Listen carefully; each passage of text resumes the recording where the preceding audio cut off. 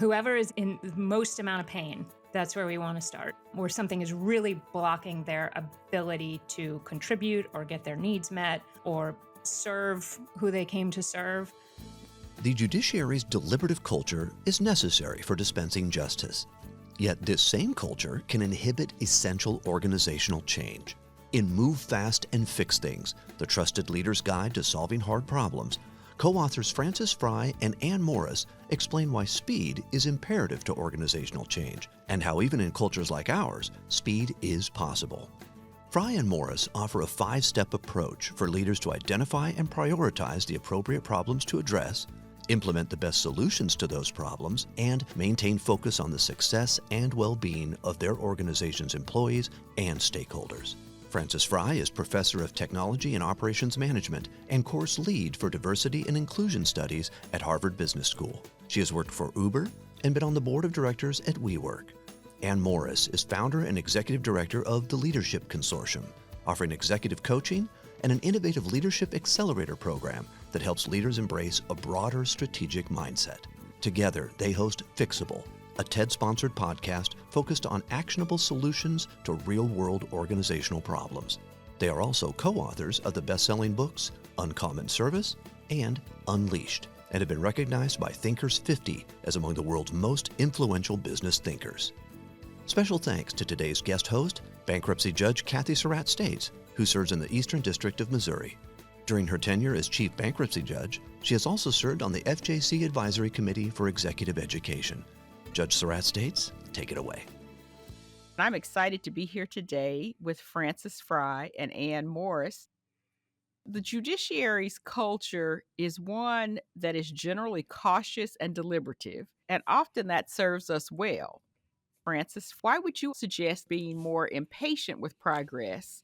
On the tail of every problem is a human being. So the status quo is really causing suffering for some people. The more we can get in touch with who those people are, the more we tend to want to increase the metabolic rate. And I'll just offer that no one has ever said to us, I wish I had taken longer and done less. And so what we're inviting people to do is to take less time to do more of the things that will make those relationships and those teams and those organizations stronger. Do you find sometimes when you're looking at organizations that they're moving slow in an avoidance of making tough decisions? All the time. Yeah.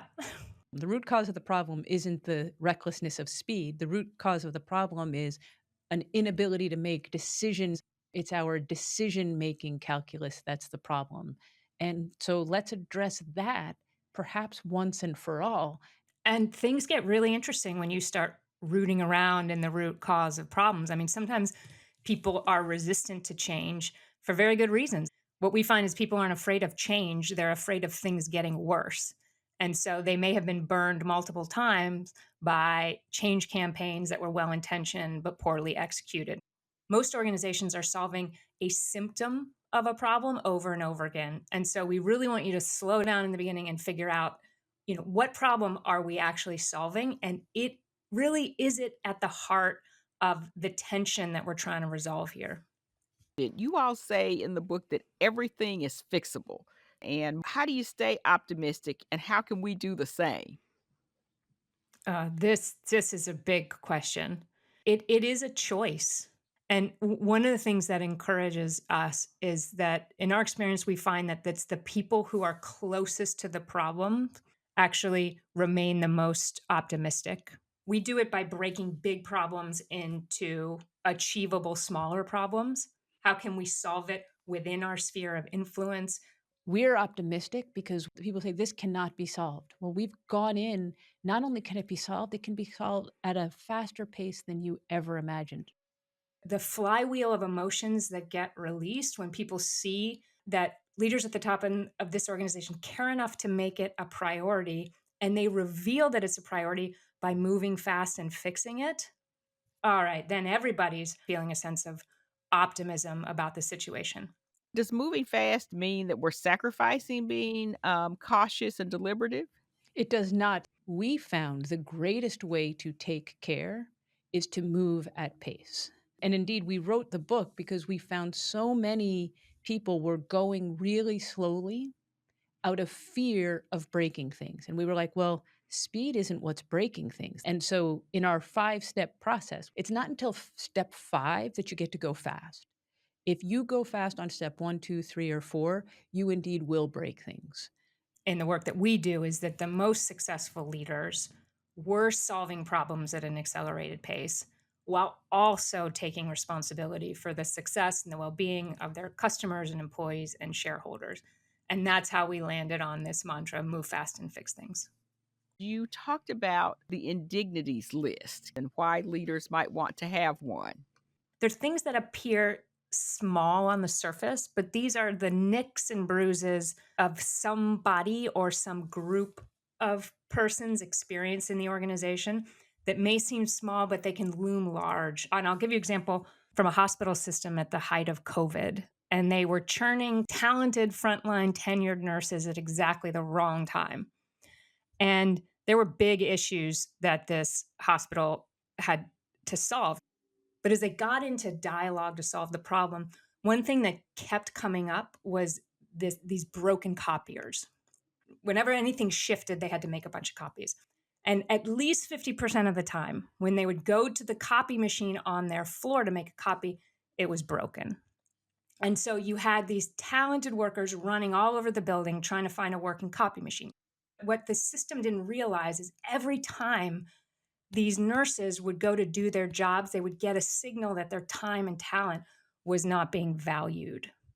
And so what seemed like a small thing was actually a big deal. What's going on in this system that we were not responsive to?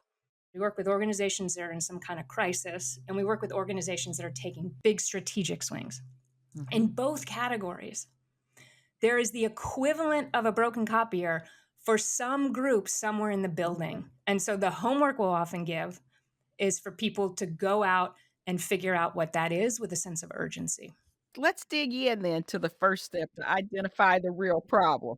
How do we know that's the right one? I love that question. Pick a big one that when you get to the other side of it, you're going to capture the hearts and minds of people. Whoever is in the most amount of pain, that's where we want to start. Where something is really blocking their ability to contribute or get their needs met or serve who they came to serve.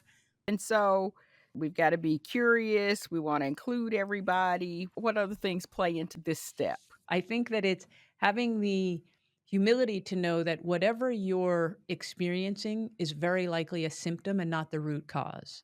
Whatever symptom that you're experiencing, ask yourself, why does that exist? And then whatever the answer to that is, ask, why does that exist? So we find in practice, you're probably 3 whys away, 3 layers of investigation. And so I would call it the very targeted curiosity that you mentioned is a really good foundation here.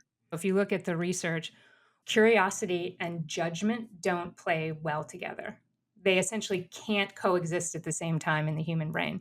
And so when we're doing this diagnostic work around problems, a lot of us have to check our judgment at the door. Why is it that when you bring talented people together, sometimes they excel as a team, but more often than not, it's kind of underwhelming what happens. The teams that excelled were willing to discuss the undiscussable.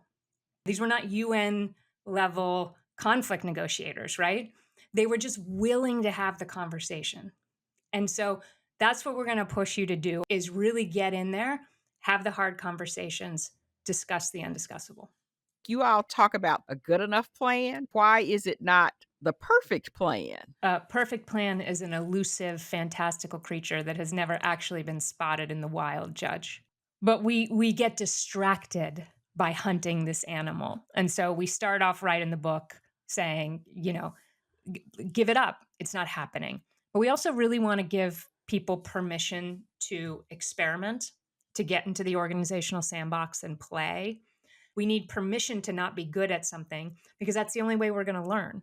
In the beginning, we were looking for a good enough plan, and then we want you to build towards a better plan. And ultimately, we think you can get to a great plan pretty quick.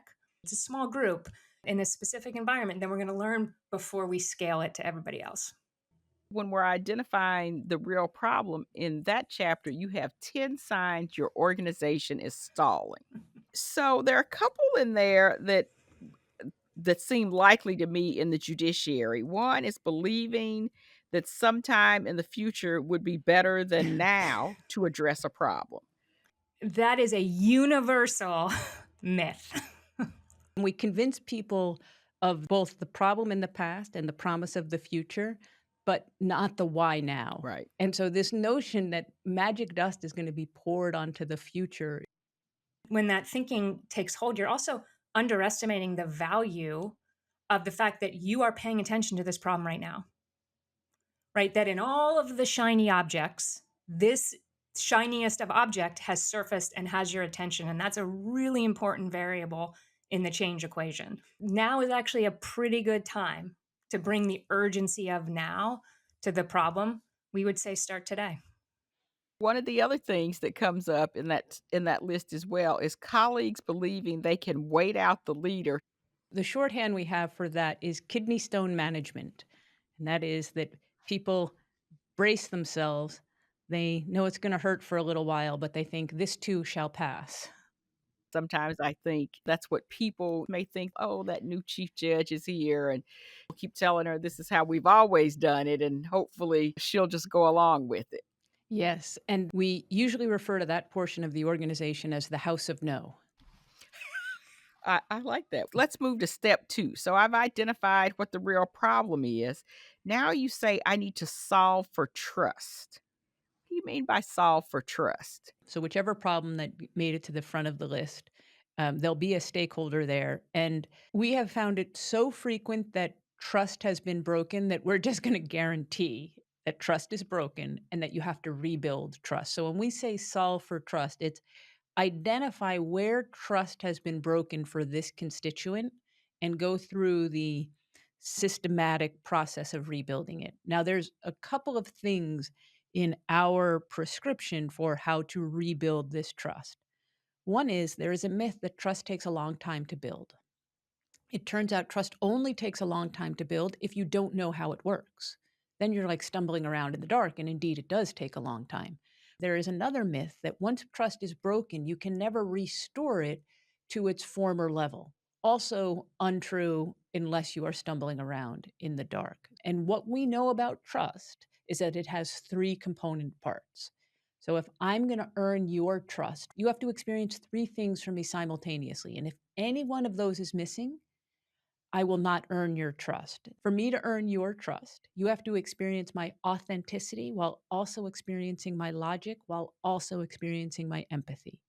And every single time that trust is broken, every single time, it can be traced back to one of these 3. So, what we invite you to do is figure out for the stakeholder you're addressing which one of these trust pillars, what we call wobbles, which one is wobbling, which one is getting in the way, and pilot some solutions for how to fix it. What are some examples then of the trust wobble for each of those 3 things, the authenticity, the empathy, and the logic? I'll give you one that we're seeing in a lot of workplaces. So Gen Z has shown up in the workforce, and we are rooting for this generation. We think they have the courage to make things discussable. But one of the things that they're asking for is to know when they're going to get promoted. So we read that as essentially a logic request, right? They want more clarity about the basic contract between employer and employee that we have here. It's fundamentally a reasonable request. We can probably, improve the timing and maybe the tone, but it's a reasonable request. And what we see organizations responding and saying, yes, we hear you. So important. Thank you so much. Here are some extra yoga classes at lunch. So that's fundamentally an empathy response. What we want is to match the 2, right? We want to respond to a logic wobble with an effort to steady that logic anchor in the relationship. What might be a next step, though, for an organization that has an authenticity wobble? So one authenticity wobble we'll see is organizations that say, this is a meritocracy. But meanwhile, anyone sentient can observe that there's a subgroup that is advancing faster in the organization. Or if I build a relationship with the boss, then I'm more likely to get promoted. Both of those things reveal that it's not a meritocracy. And just to be super clear, when you say one thing, but you behave as if you're not, that is a classic authenticity wobble because our walk and our talk are not matching. And if you want to make people crazy, do that on anything important. I'll give the definition of meritocracy just here. Everyone has equal access to thriving. So anywhere where there is unequal access, we got to go make it equal. So what's the prescription? To add a little formality to what was informal. And informally, if we have been giving distribution of nifty things to people that just happen to be locally proximate, well, then let's use some formality to make sure that there's equal access to the nifty things. Let's move to step 3, where we talk about making new friends. You're giving out these opportunities to your friends. So now we need to make sure we've got some new friends. Yeah, it's a very simple premise, which is that any problem you're trying to solve, you're going to be better at solving it with people who don't already think like you do. The research is unambiguous. When organizations get this right, they are far more competitive. They are better at retention, they're better at solving problems, they're better at innovation, they're better at creativity. And we have to deal with the fact that we really like people who are really like us. So we ask you to think about the problem you're trying to solve, think about the process you followed to get here. Whose perspective is going to be valuable to you who wasn't part of that process? Your work is not done. You have to create an environment where they can actually contribute their unique ideas and information and capabilities. It's not simple to create that environment. We have a lot of humility about that. But we can say with 100% conviction that when you get there, you are going to be in a much better position to solve problems and actually achieve whatever mission you came to achieve. I think you all called it the common information effect. The common information effect is most dangerous is when we bring together people who think differently, but we only dwell on the common ground. And they're going to want to say what they think we want to hear. We got to make them feel safe enough and welcome enough so that we can hear their unique, distinct perspectives, because then we're going to come up with better plans. Let's talk about the 4 different stages of the inclusion dial. Yeah, at the bottom of the dial, the first 2 categories are safe and welcome. Despite whatever difference I may be bringing into the workforce, I feel physically safe, emotionally safe, psychologically safe to contribute. And if things are going pretty well, not only do I feel safe, but I feel welcome. Most organizations top off there, but inclusion happens at the top of the dial, where I feel valued, celebrated, seen, right? Not in spite of whatever difference I'm bringing to the table, but precisely because of it. And then at the end, I feel championed. And that's really inclusion at scale. So it's embedded into the culture. It doesn't depend on the individual manager that I have, which is often the case. What we find is that it's counterinstinctual at first because we're so used to celebrating sameness. But as soon as you see the upside to getting people for their unique contribution, you can never go back. And Judge, just 2 more points on this. One, the dial's progressive. You can't skip over welcome, and get to championed. You have to go in order. The other quirk of this dial is we can't move one group up and another group down. So we saw this a little bit at the beginning of Me Too. What we saw in some organizations in the beginning is that women felt safer coming to work. That was a huge progress. But some men felt less safe. They felt like they were one awkward conversation away from being fired. That's not an enduring solution. We find that the only enduring solutions are ones where progress up the dial does not come at the expense of retreating down the dial. The other thing I want to talk about, having better meetings. Because sometimes, we do feel like that. What did we get on this meeting for? The decision was already made. And also having the objectives. If you're looking for a place to find speed, look at your meeting culture and habits, because we are treating each other's time far too casually right now. We would suggest resurrect the ancient artifact of an agenda. Here's one of the reasons why an agenda is so important. One is it signals that I'm being really responsible with your time. But the other is, I know when to declare victory. And this is really important. Let's say that we gathered for 2 hours and there's 3 things on the agenda and we get to the third one and we finish the third one and we're only 45 minutes in. There is only one correct thing to do then, which is to declare victory and give people back the most precious resource they have. But do you know what we most often hear?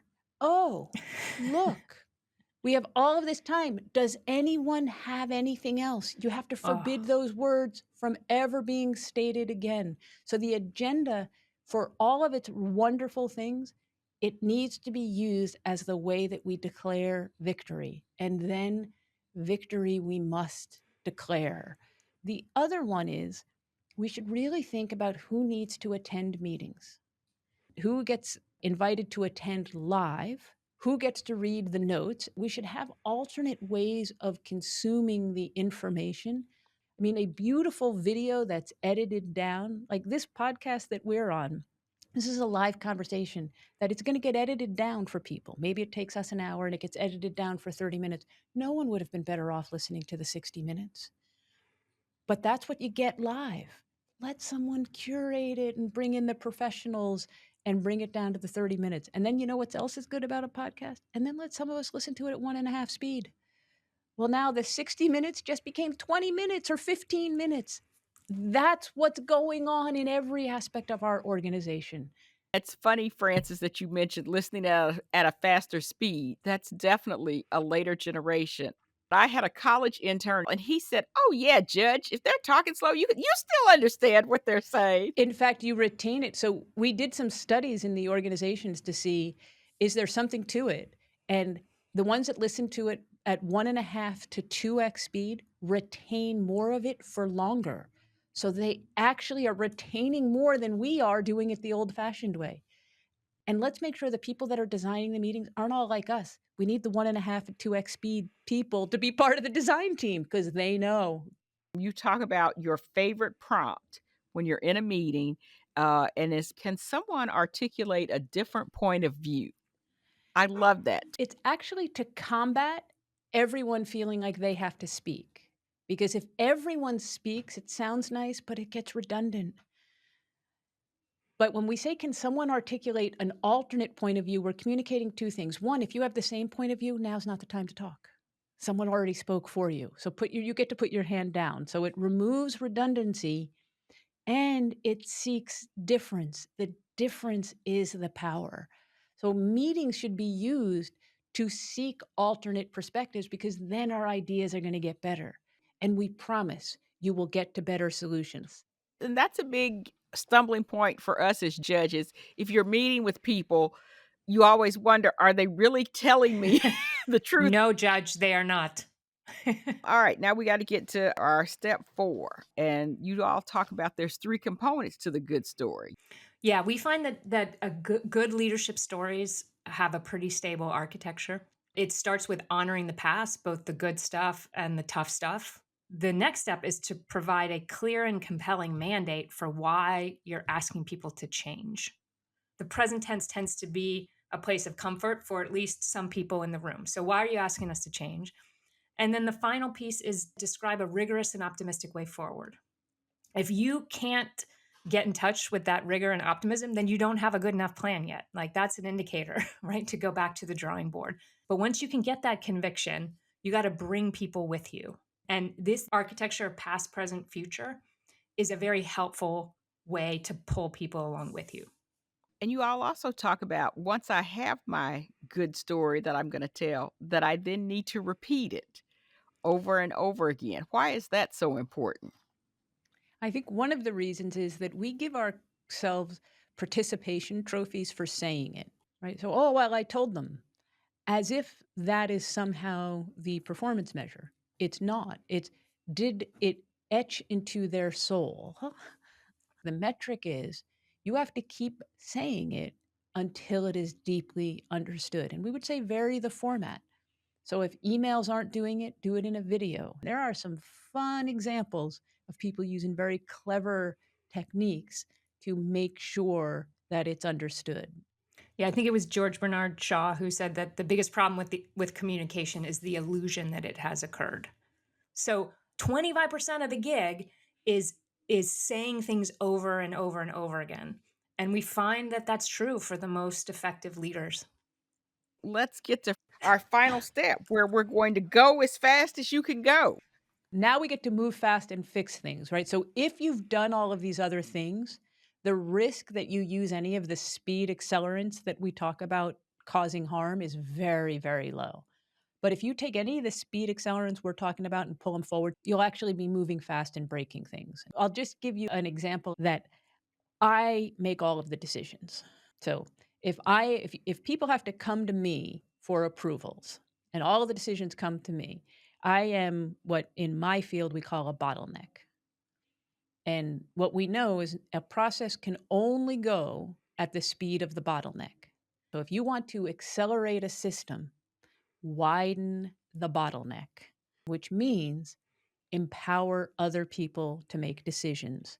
And what's awesome about that is if you become known as someone who empowers people, the best people are going to want to come work with you.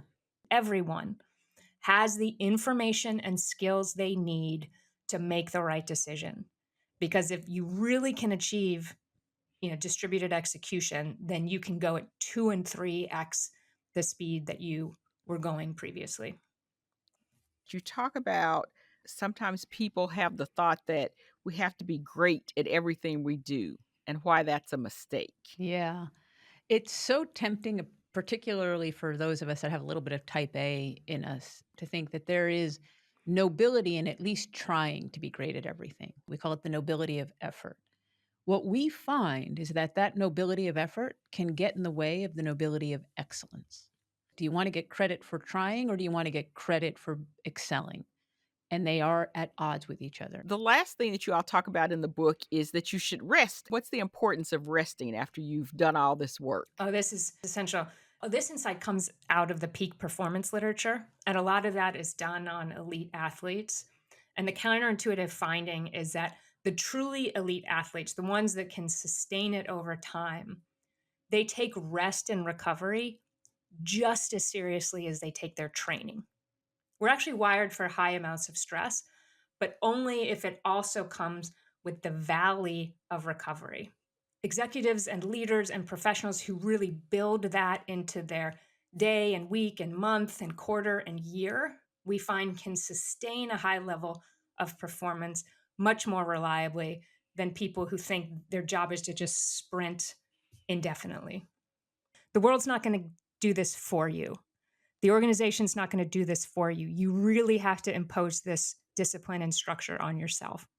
You can't start on the next problem until you've taken a break. Where can we learn more about you and your work?